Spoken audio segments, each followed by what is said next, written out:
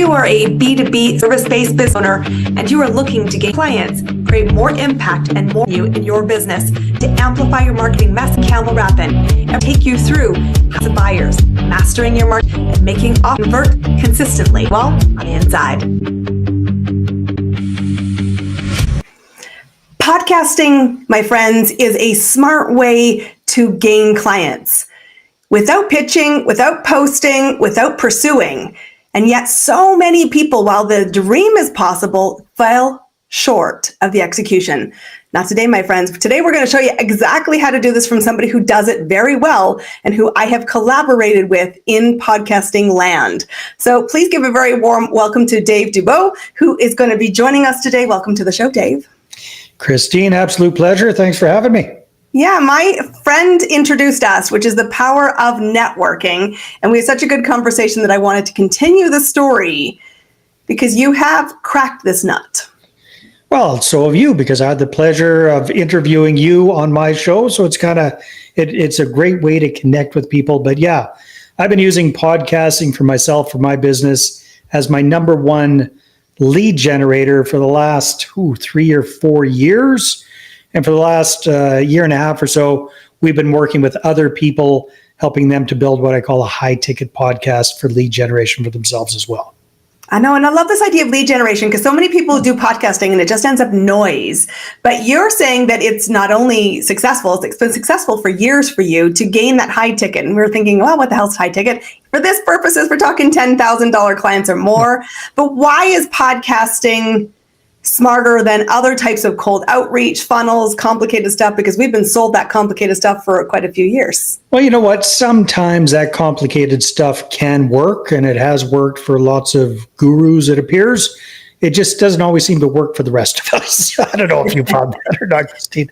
So just podcasting for me, it's been an up and down journey. I did everything wrong at the beginning. I was just kind of following the crowd, and I built my initial podcast hoping to create a thought leadership platform because everybody said that was important. And I was, really trying to build up a big audience. And I was hoping that, I could invite big wigs on my show. And I was hoping they would share their episode with their millions of followers. And I was hoping some of those people would become listeners. And I was hoping some of them would turn into clients. And there was a hell of a lot of hoping and not much happening, Christine, is what really it boiled down to. And then credit where credit is due. 3 or 4 years ago, I was listening to a podcast myself, and this annoyingly young, smart guy named Jamie Atkinson came on, and he talked about this whole, using a podcast as a lead generator. Podcast closing is what I think he called it. And he said, hey, you know what? I don't care about interviewing gurus. I don't care about strutting my stuff on my own stuff on my show. I don't care about, huge audience growth and trying to focus 100% on that. All I care about is interviewing the exact kind of people I want to do business with, my exact perfect client avatar, and starting the relationship that way and hopefully converting that interview into a discovery call and into business. And when he said that, and then he also said, I don't do onesie-twosie interviews every week or two. I do multiple interviews every single week. So that's the whole goal. So as soon as I learned that, the light bulb went off. I said, that's smart. And I just kind of, rejigged all of my focus onto that because I was already kind of doing a podcast. I just hadn't been doing it the right way. And it completely transformed the way I do business. It's important to decide when you decide about podcasting, what is your intent behind it? Because there are reasons you would want to do thought leadership. There are reasons you want to leverage somebody else's audience. And there are reasons like this one, specifically in today's episode, this is lead generation. Yeah. And this is a choice to use podcasting as lead generation because the truth is the other ways are cold and podcasting develops relationships. So you've said it. I want to go there. Yeah. You made a lot of mistakes. Yeah, thanks for reminding me again. When did you realize, you showed Jamie, and Jamie has a very successful formula. I know lots of people in my network who've been through his programming. When you're first starting out, though, in the lead generation lane, what did you learn fast that helped shape success? With regards to podcasting? podcasting as a lead generation? Because Yeah. I'm sure what you do now has been polished over the journey. Yeah, it has. So it's really getting clear, like everybody tells you, really getting clear on your avatar. Who do you serve the best? Who do you really want to be talking with? That was a big part of it. How we do lead generation, how we get guests booked on the show has morphed and changed over the years, that's for sure. The volume of interviews that you want to do, at my peak, Christine, believe it or not, I was doing 25 to 30 interviews a week. I can't even imagine. Don't do that. That's insane. That's way too much. I've dialed it way back. These days, we're getting our clients booked in, doing typically 5 to 6 interviews a week. That's very manageable. They can do that in 2-hour blocks a week. So a total of 4 hours a week is all you really need to make this work well, consistently. So it's really focusing on who is your ideal target avatar. And hint, you guys, we have to kind of work backwards. You have to think about, okay, who are the kind of people that would want to be interviewed on a podcast? So in my case, this tends to work really well more in the B2B space, right? People who are in business for themselves, entrepreneurs, business owners, executives, self-employed professionals. So these kind of people typically like the idea of getting more PR and exposure for themselves and their company. So that works really well if that is your avatar. Does that answer the question a bit? It does. And it also leads me to another, which is the importance of having a system here. Because I think sometimes people go, I know who I want to talk to, but if they don't want to talk publicly on a podcast, this might not be the best match, because you're going to be convincing and encouraging people who are not going to shine well. And you want them to shine well and the relationship and the conversation to be warm so they can lead somewhere. But you've talked a bit about systems here, and I want to just lean in for a second here. What is so important about a system, and how do you ensure that the system provides the end result, which is the clients being won, committed, and contract is signed? Yeah, so there's multiple systems within there. So there's the lead generation system. So that's going out, finding your ideal avatar, connecting with them, inviting them to be a guest on the system. That's on the show. That's one system. The other system is the actual interview itself and the conversation conversion. So the system from going from interview to discovery call to contract signed. That's another system. And then the other system is the whole production side of things. So getting your podcast produced and cranked out and content created and delivered out into the world, plus to your guests so they can share it as well. So I think for the purposes of our conversation, probably one of the best systems to focus on would be the actual interview system. How do you convert that interview into a client? Would that be helpful, Christine? It would be awesome. Take us there. Well, are you up for having some fun and doing a little bit of role play here? Sure, always. Okay, very good. So one of my main businesses, Property Profits Real Estate Podcast, we work with what are called real estate syndicators, guys and gals that buy big apartment buildings, and they need to bring on a lot of investors and raise millions of dollars to buy these things, right? So that's one of that's my main avatar I've been working with for a few years. So let's pretend that you are one of those people. You are a real estate investor, real estate syndicator. You're buying and selling apartment buildings. Does that make sense, Christine? It does. Green light. Yep. So the interview system goes like this. First thing is we jump on Zoom or Restream or Riverside or whatever platform you're using. And Christine and I are there before the actual interview starts. And I'm going to assume quite often, Christine, the people I interview haven't been interviewed that many times. They're not really accustomed to being a podcast guest. So the first part of the system is pre-interview, put the person at ease, break the ice, create a little bit of rapport, get them relaxed, set the stage, let them know that, hey, here's what we're going to be doing. We're going to have a short, sweet 15 to 20 minute conversation.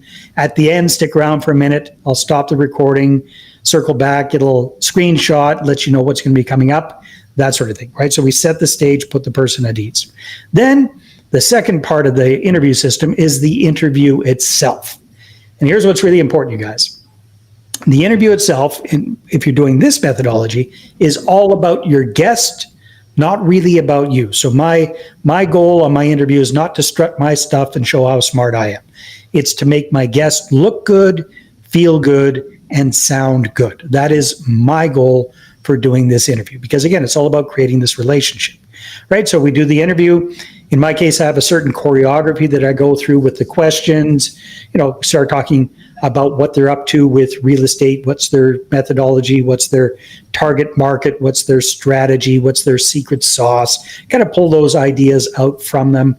And then in this case, at the end, I want to be talking with them about investor lead generation or raising capital, because that's what I can help them with, right? So I don't want to jump in and start preaching about what we do in our methodology, but I just want to start opening the conversation. So I'd say something like this. So Christine, sounds like things are going really well with your syndication business. Now, a lot of folks in syndication these days, a big part of their efforts goes into raising private capital, finding investors and raising money for their deals. So Christine, what do you find works best for you in 2025 for raising private capital? Well, I think it's getting into the right rooms, people who actually are looking for alternative methods of investment and wealth creation. Perfect. So blah, blah, blah. We chat about that. Good. That was a good answer. And we wrap things up, finish off the interview. So I stopped the recording. Christine and I are still now we're in the green, what's called the green room in Zoom or Riverside or what have you. And I'm going to just do a little bit of housekeeping.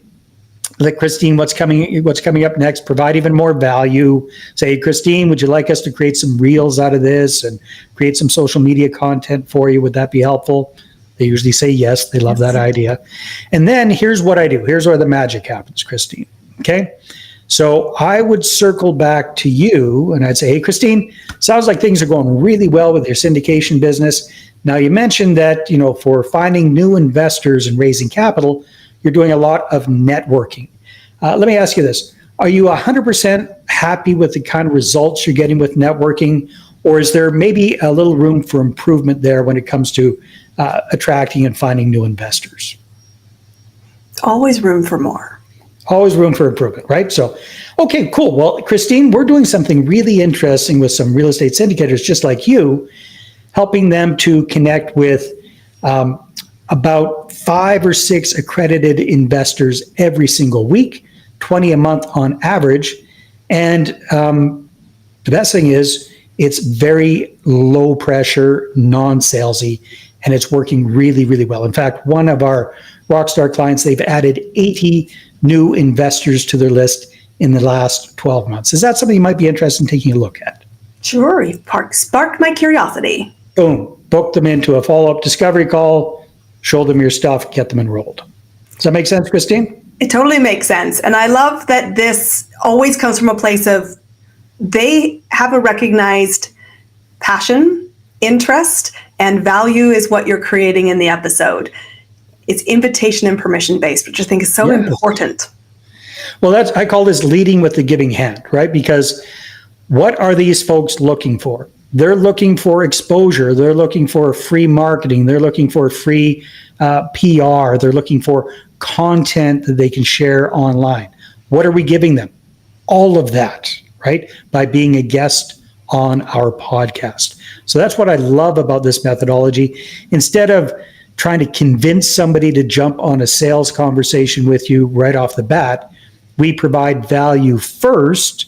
We lead with the giving hand, and then we naturally kind of massage the conversation towards what we do and see if there's interest and just invite them to a follow-up discovery call. And if you do it right, my client stats are that 7 out of 10 people that they invite to a discovery call accept the invitation. So they get 70% of their interviews converting into discovery call, and then from that into clientele. And my friends, that's 1,000,000% better than posting and praying and pursuing people who are not determined and yet established as buyers. And that's the thing I am all about here on Amplify Your Marketing Message. Like, effective marketing stirs curiosity with a buyer. If it doesn't do that, it's not effective. Don't do more of it. It's not working. Yeah, so that's the ideal thing. You find your avatar, that they're already kind of looking for doing, or they're involved in something or other around what you do, then it's very easy to create that curiosity and that hook. It is. And take the easy path, my friends. Sometimes the hard stuff doesn't need to be even harder than you're thinking it is.